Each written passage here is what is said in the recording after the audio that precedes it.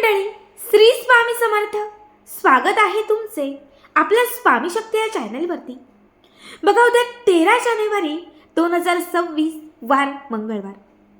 उद्या नवीन वर्षातील म्हणजे 2026 मधील पहिला सण भोगी. प्रत्येक वर्षी नवीन वर्षाची सुरुवात ही मकर संक्रांतीने सुरू होते. प्रत्येक वर्षी मकर संक्रांती ही 3 दिवसांची असते. पहिल्या दिवशी भोगी, दुसऱ्या दिवशी संक्रांती आणि तिसऱ्या दिवशी किंक्रांती. बघा, संक्रांतीचा सण हा सलग 3 दिवस साजरा केला जातो. त्यातील पहिला दिवस भोगी हा आपल्या आयुष्यातील भोग दूर करण्यासाठी, जे काही वाईट आपण सहन करत आहोत, जे दुःख सहन केलेले आहे, जे भोग आपण सहन केलेले आहे, म्हणजे आपल्या आयुष्यात जे काही भोग आहेत ते संपवण्यासाठी, त्याचा नाश करण्यासाठी, नकारात्मकता दूर करण्यासाठी आणि आपल्या घरात, आपल्या कुटुंबात असणारे क्लेश कलह थांबवण्यासाठी हा भोगीचा दिवस अत्यंत महत्त्वाचा मानला जातो. या दिवशी उपाय आणि सेवांना विशेष महत्त्व दिले जाते. बघा, आपल्यापैकी प्रत्येक व्यक्तीच्या आयुष्यात काही शत्रू असतात. बऱ्याच वेळा आपल्याच घरातली लोक आपल्याला त्रास देतात. बऱ्याच वेळा शेजारची लोक आपल्याला टॉर्चर करतात. आपण म्हणतो हे काहीतरी भोग आहेत. माझ्याच मागे का इतके भोग? माझीच माणसं मला का त्रास देतात? माझ्याच मागे का माझी जवळची लोक असं वागतात? आपण म्हणतो की माझे काहीतरी भोग असतील. हे भोग तुम्हाला संपवायचे असतील, ही शत्रुबाधा तुम्हाला संपवायची असेल, जे लोक तुम्हाला सतत टॉर्चर करतात, अपमानित करतात, किंवा जे लोक सतत तुम्हाला त्रास देतात, त्यांना तुमच्या आयुष्यातून तुम्हाला दूर करायचं असेल, तर मी तुम्हाला जो उपाय सांगतेय आवर्जून करा. बघा, उद्या भोगीच्या दिवशी सगळ्यात पहिली गोष्ट, सगळ्यांना लवकर उठायचं आहे. उद्या काळ्या रंगाचे जे तीळ असतात त्या तिळांना विशेष महत्त्व आहे. संक्रांतीला सफेद रंगाच्या तिळांना विशेष महत्त्व आहे आणि किंक्रांतीच्या दिवशी काळ्या तिळांना विशेष महत्त्व आहे. त्यामुळे शक्यतो उद्या भोगीच्या दिवशी अंघोळीच्या पाण्यात थोडेसे काळे तीळ घाला आणि त्या पाण्याने अंघोळ करा. जर तुमच्या घरात किंवा तुमच्या कुटुंबामध्ये तुम्हाला थोडंही सुख नसेल, सतत दुःख येत असेल, अपघात घडत असतील, वाईट शक्ती बाधा तुम्हाला त्रास देत असेल, तर उद्या काळे तीळ जे असतात त्याचं जे तेल असतं ते तेल आपल्या अंगाला लावा. अंघोळीच्या आधी हे तेल आपल्या अंगाला लावा आणि हे तेल अंगाला लावल्यानंतर स्नान करा. तुमचे जे काही त्रास आहेत, जे काही वाईट तुम्हाला लोक त्रास देत आहेत, काही असेल ते सगळंच्या सगळं संपून जाईल. आता मी तुम्हाला पहिला उपाय सांगते. घरातील क्लेश कलह थांबवण्यासाठी, घराला सतत कुणाची नजर लागत असेल तर ती नजरबाधा दूर करण्यासाठी उद्या सकाळीच, नाही तुम्हाला उद्या सकाळी शक्य तर उद्या संध्याकाळ, सकाळ किंवा संध्याकाळ दोघांपैकी कुठल्याही वेळात हा पहिला उपाय तुम्हाला करायचा आहे. यासाठी काय करायचं, देवघराच्या समोर एक छोटी प्लेट ठेवायची. मातीचं भांडं किंवा मातीची प्लेट असेल ठेवा, नाही तर तुमच्या घरात जी कुठली प्लेट असेल ती ठेवा. त्यामध्ये सगळ्यात पहिले तुम्हाला थोडे काळे तीळ ठेवायचे आहेत. 7 काळ्या उडदाचे दाणे ठेवायचे आहेत. त्यावरती 2 तुम्हाला फुलवाले लवंग ठेवायचे आहेत आणि त्याच्यावरती भीमसेनी कापराचे तुकडे घालायचे आहेत. आता कापूर पेटवायचा आहे. जसा कापूर पेटेल, प्रज्वलित होईल, तसं त्यामध्ये असणाऱ्या वस्तू पेटतील.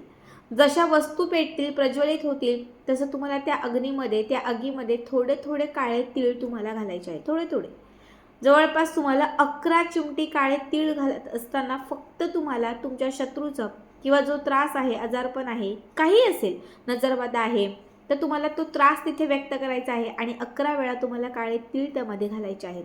जसं हे सगळं पेटेल, याची राख होईल, ते घराच्या बाहेर तुम्हाला घेऊन जायचं आहे. एखाद्या झाडाखाली वगैरे ते टाकायचं आहे आणि घरात येण्यापूर्वी हातपाय धुवायचे आहेत. हा उपाय सकाळीच किंवा अगदी संध्याकाळी जर तुम्ही केला, तुम्हाला सांगते वर्षभर तुमच्या आयुष्यात ज्या काही वाईट गोष्टी होत्या त्या नष्ट होतील. जे तुम्ही त्याच्यामध्ये मागितलेलं आहे त्याचं फळ तुम्हाला मिळेल. शत्रुबाधा असेल किंवा अगदी वाईट शक्तींचा काही त्रास असेल तो पूर्णतः संपेल. आता मी तुम्हाला दुसरा उपाय सांगते. दुसरा उपाय आहे, आपल्याला सतत लागणारी नजर दूर करण्यासाठी, मुलांची प्रगती होण्यासाठी, पतीला यश मिळण्यासाठी आणि घरात बरकत येण्यासाठी तुम्हाला एक काळ्या रंगाचं कापड किंवा कागद घ्यायचा आहे. त्याच्यामध्ये चिमूटभर काळे तीळ घालायचे आहेत. काळे तीळ आणि त्याच्यावरती थोडंसं खड्यांचं किंवा बारीक मीठ घाला. अगदी थोडंसं मीठ, काळे तीळ कापडात किंवा कागदात बांधायचं आहे घरातल्या 4 कोपऱ्यांना स्पर्श करायचा आहे. घरात एखादी व्यक्ती खूप आजारी असेल, त्या व्यक्तीवरून ते 7 वेळा उतरवायचे आहेत. अजून एखादा व्यक्ती घरात आजारी आहे, तुम्ही तेच तीळ त्या व्यक्तीवरून सुद्धा उतरवून घ्या.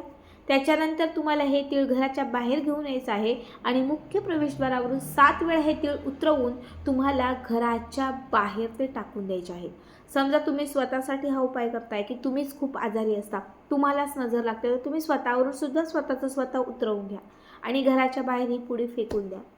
या उपायाने तुमच्या घरात असणारी बाधा, इडापिडा, आजारपण, क्लेश, कलह सगळं घराच्या बाहेर फेकलं जाईल.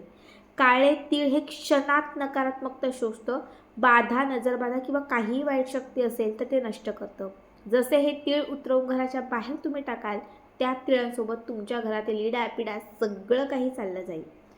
तुम्हाला आता मी अत्यंत महत्त्वाचा उपाय सांगते. हा शेवटचा उपाय आहे. हा उपाय दिवसभरात शक्यतो तुम्ही कधीही करू शकता.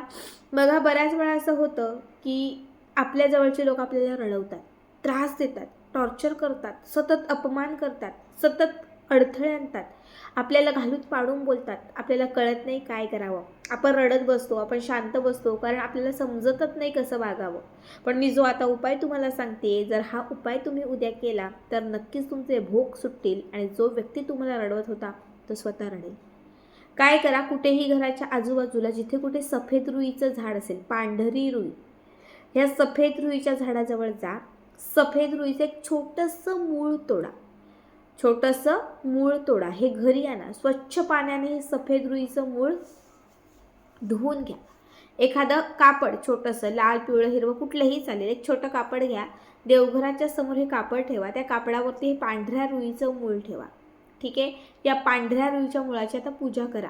हळदी, कुंकू, अक्षदा, धूप, दीप सगळं त्याला ओवाळून घ्यायचं. नंतर हेच मूळ त्याच कापडात घट्ट बांधायचं. कागदात ठेवलं असेल तर कागदाची पुडी करा आणि कापड असेल तर पोटली करा. आता ही तयार केलेली पोटली जी आहे ती आपल्या दोन्ही डोळ्यांना लावा, उजव्या, डाव्या आणि मग कपाळाला लावा. त्यानंतर ही पुडी जी आहे, ही पुडी आपल्या हातामध्ये पकडा आणि फक्त एवढंच म्हणा की आज माझे सगळे भोग संपत आहेत, आता माझ्या आयुष्यात चांगले दिवस येत आहेत. या व्यक्तीने मला त्रास दिला होता, पण आज माझं हे शत्रुत्व संपत आहे. जो व्यक्ती माझ्याशी जसा वागत होता आता ते सगळं त्याच्यावर उलटणार आहे आणि आता माझे चांगले दिवस सुरू होणार आहेत.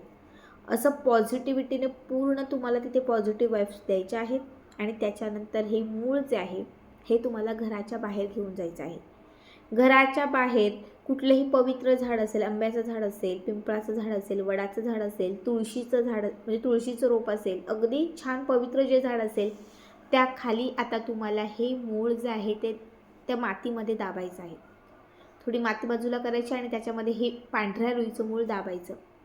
बघा, जसं हे अभिमंत्रित केलेलं, इच्छा व्यक्त केलेलं मूळ तुम्ही त्या पवित्र झाडाच्या मातीत दाबाल, तुम्हाला सांगते त्याच क्षणात तुमचा शत्रू दाबला जाईल. तुमच्या आयुष्यात असणारी नकारात्मकता, निगेटिव्हिटी, जे काही वाईट आहे ते सगळंच्या सगळं संपलं जाईल. आणि जसं ते मूळ तुम्ही त्या मातीत दाबाल तिथून तुमच्याकडे पॉझिटिव्हिटी येत जाईल. लोक तुमच्याशी चांगलं बोलायला लागतील. ज्या व्यक्तीसाठी खास तुम्ही हा उपाय केला होता, लक्षात ठेवा, ती व्यक्ती तुमच्याशी नीट वागायला लागेल. ती व्यक्ती तुम्हाला मान द्यायला लागेल. ती व्यक्ती तुमचा सन्मान करायला लागेल. कारण पांढरं जी सफेद रुई आहे, पांढरी रुई आहे, ही वशीकरणासाठी, मोहिनी निर्माण करण्यासाठी आणि शत्रुबाधा दूर करण्यासाठी खूप पवित्र मानली जाते. पांढऱ्या रुईमध्ये सर्व देवांचा वास असतो. दैवी शक्ती खूप जागृत असते. भोगीच्या दिवशी जर ही रुई तुम्हाला भेटली आणि खरंच जर सांगितलेली रेमेडी तुम्ही केली, तुम्हाला सांगते खात्रीने तुमच्या आयुष्यात असणारे सगळे भोग संपतील. लक्ष्मीसुद्धा तुमच्याकडे खेचून येईल. पैशांची प्रत्येक वाट खुली होईल आणि जे काही नकारात्मक निगेटिव्ह आहे ते सुद्धा तुमच्या आयुष्यातून कायमचं दूर होईल. खूप साधा सोपा उपाय आहे, नक्की करा.